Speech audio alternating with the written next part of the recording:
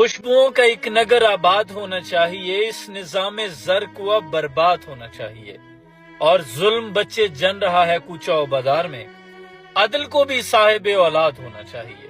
یہ بات خوش آئند ہے اگر ریاست نے چوروں، ڈاکوؤں، لوٹیروں، منشیات فروشوں کے خلاف کریک ڈاؤن کا گھیرا تنگ کرنے کا سوچ لیا ہے۔